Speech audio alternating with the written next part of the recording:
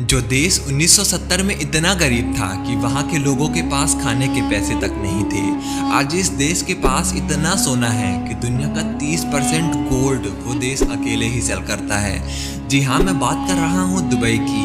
Dubai के पास इतना सोना है कि वहाँ जगह जगह पर एटीएम मशीन इंस्टॉल्ड है जिसमें से पैसा नहीं सोने के बिस्किट्स बाहर आते हैं, और कुछ रईसों के पास तो पूरे सोने से बनी हुई गाड़ियाँ भी हैं। मगर दोस्तों, क्या आपको पता है दुबई के अंदर सोना पाया ही नहीं जाता?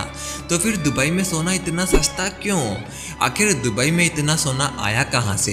इन सारे सवालों के जवाब आपको इस वीडियो में मिलेंगे।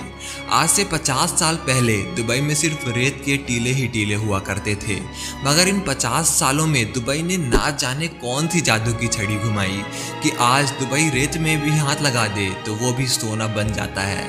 दुबई में आज हजारों सोने की दुकानें हैं जहां एक एक से बढ़िया सोने के गहने मिलते हैं।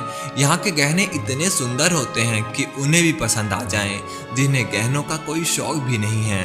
और दुनिया की सबसे बड़ी गोल्ड की मंडी भी दुबई में ही है, जिसका नाम है गोल्ड सूक। यहाँ पर हजारों किलो सोना रोज बेचा जाता है। जी हाँ दोस्तों, आपने सही सुना, दुबई में हजारों किलो सोना रोज बेचा जाता है और साल में दुबई 12 टन सोना बेचने का कारोबार करता है।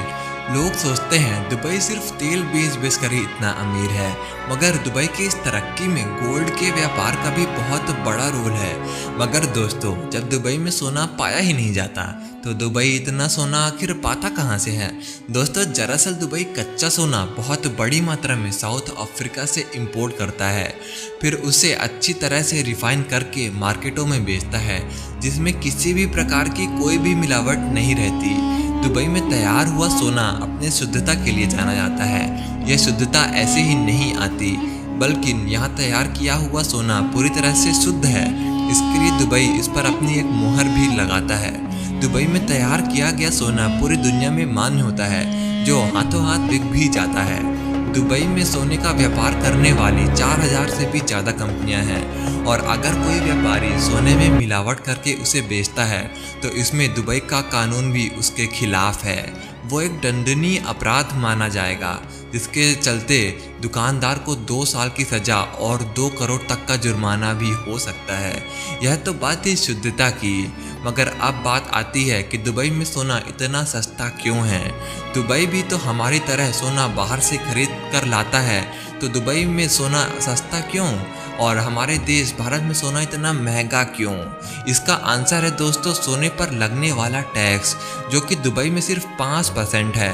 वहीं भारत में दुबई के मुकाबले सोने पर कई ज़्यादा टैक्स लगाया जाता है, जैसे जीएसटी, एक्साइज ड्यूटी और लेबर चार्जेस जैसे टैक्स, जिनके चलते दुबई के मुकाबले यहाँ सोने की कीमत कई गुना बढ़ जाती है। और दोस्तों, कमाल की बात तो ये है कि दुबई में सोने पर 5% लगने वाला टैक्स भी 2018 से ही लागू हुआ है। मतलब 2018 से पहले दुबई में सोना और भी सस्ता था, लेकिन जो आप 5% टैक्स दुबई में सोना खरीदने पर देते हो, आप चाहो तो उसे क्लेम करके वापस भी ले सकते हो।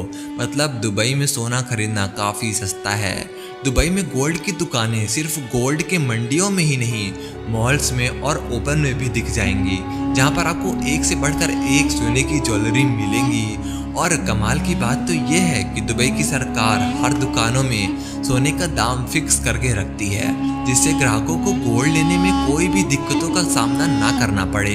यही कारण है दुनिया भर से जो भी लोग दुबई जाते हैं, वो अपने देश लौटते समय अपने अपने हैसियत के हिसाब से सोना खरीद कर जरूर लाते हैं। तो क्या हम दुबई से जितना चाहें उतना सोना भारत ला सकते हैं और उसे बेच सकते हैं? इसका भी दोस्तों एक नियम है। अगर कोई भारतीय व्यक्ति दुबई में 1 साल से रह रहा है तो वो भारत लौटते समय 20 ग्राम गोल्ड या फिर 50,000 की कीमत का सोना भारत ला सकता है। वहीं महिलाओं के लिए ये नियम अलग है। अगर कोई महिला 1 साल से दुबई में रह रही है तो वो महिला भारत लौटते समय 40 ग्राम गोल्ड या फिर 1 लाख की कीमत तक का सोना भारत ला सकती है। मगर आपको इससे ज़्यादा सोना लाना है तो आपको एक्स्ट्रा टैक्स पे करना पड़ेगा, तो घूम फिरा कर आपको वो गोल्ड भारत में महंगा ही पड़ जाएगा। ऐसे ही इंटरेस्टिंग नॉलेजेबल वीडियोस देखने के लिए मेरे वीडियो को लाइक करें और हमारे चैनल को सब्सक्राइब करके हमारे फैमिली का हिस्सा अभी बन जाएं।